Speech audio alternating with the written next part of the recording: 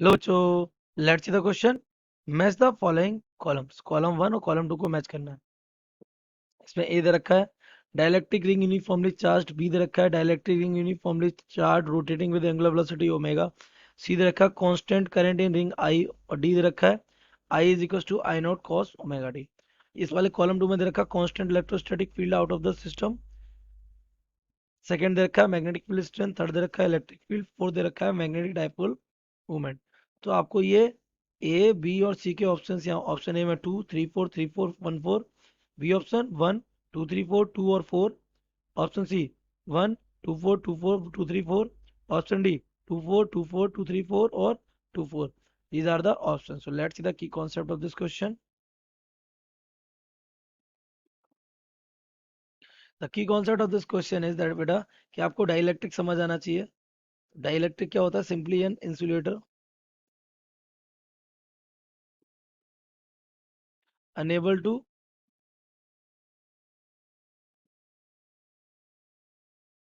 make the charges flow। Charges को क्या नहीं करवाता? फ्लो नहीं करवाता है। दैट मीन्स अगर ये हमारा क्या है, डाइलेक्ट्रिक और इसमें चार्ज है, it can make the electric field but there will be no current, तो नो मैग्नेटिक फील्ड। दूसरा लॉजिक क्या है? मैग्नेटिक फील्ड कैसे बनता है? Magnetic field is formed bye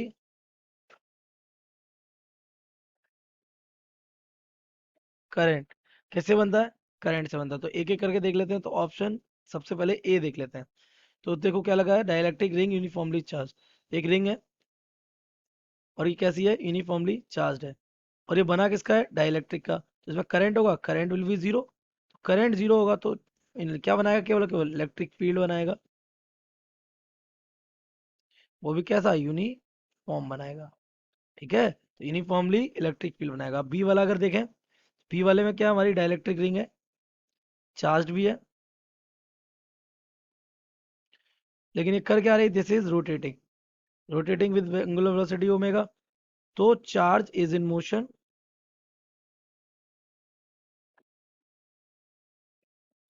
और जो चार्ज मोशन में तो क्या बनाएगा? Makes current. और बेटा अगर करंट बनाएगा तो current makes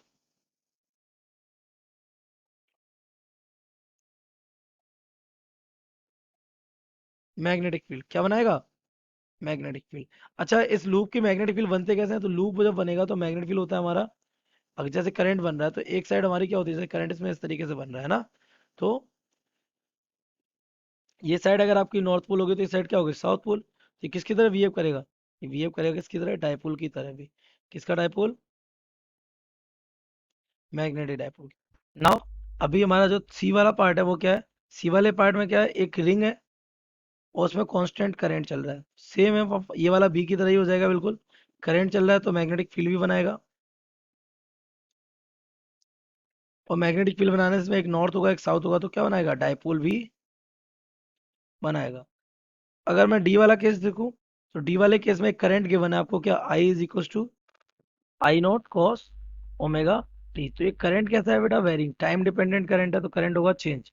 if current changes तो आपको पता है मैग्नेटिक फील्ड तो बनेगा ही बनेगा, करंट है। डायपोल मूवमेंट भी होगा क्योंकि हमेशा होता है। मैग्नेटिक कौन सा वाला? और इसके अलावा क्योंकि करंट, मैग्नेटिक फील्ड कैसा है? वेरिंग। करंट कैसा है? वेरिंग।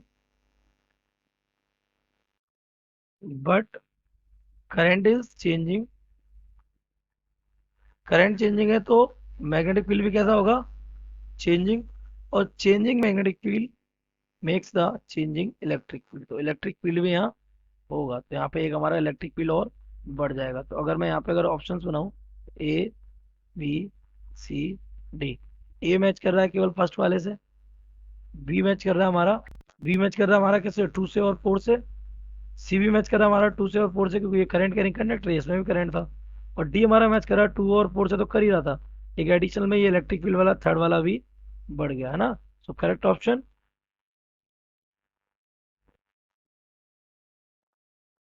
सी।